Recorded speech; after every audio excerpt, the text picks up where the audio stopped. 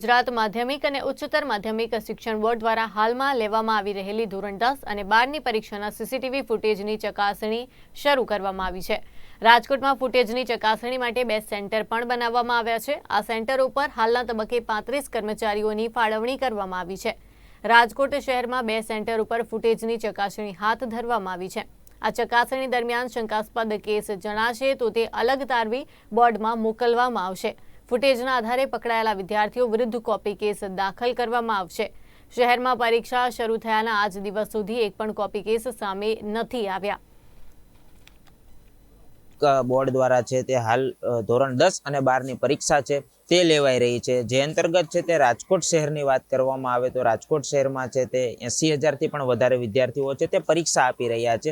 ત્યારે સીસીટીવી ફૂટેજની ચકાસણીની કામગીરી છે તે હાથ ધરવામાં આવી રહી છે।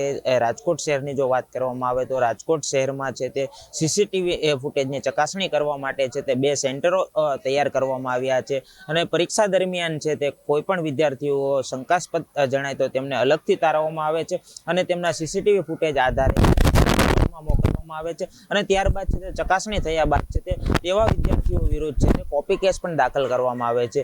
વાત કરવામાં આવે તો જે રાજકોટ શહેરના જે સેન્ટરો ઊભા કરવામાં આવ્યા છે તે સેન્ટરોમાં છે તે 35થી વધારે છે તે કર્મચારીઓની હાલ નિમણૂક કરવામાં આવી છે અને પરીક્ષા દરમિયાન છે તો વધારે કર્મચારીઓની જરૂર પડે છે, તે માટે પણ છે તે તંત્ર જે કામગીરી કરી શકે તેવી અવસ્થામાં છે। અને વાત કરવામાં આવે તો હાલ શિક્ષણ અધિકારી દ્વારા જણાવ્યા મુજબ છે તે રાજકોટ શહેરમાં એક પણ કોપી કેસ થયો નથી, પરંતુ જે વાત કરવામાં આવે તો સીસીટીવી ફૂટેજના આધારે છે તે પરીક્ષા દરમિયાન જે કોપી કેસ થતા હોય છે તેનાથી વધારે છે તે સીસીટીવી ફૂટેજની ચકાસણી દરમિયાન છે તે થતા હોય છે।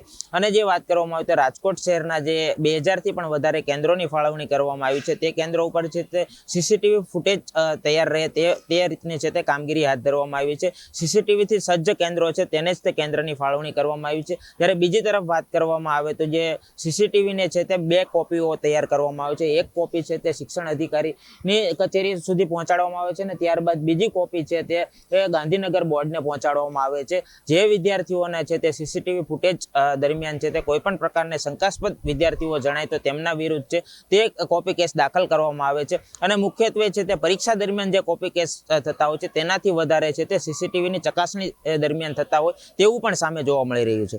કેમેરામેન પ્રવીણ પરમાર સાથે વિપુલ પરમાર, રાજકોટ।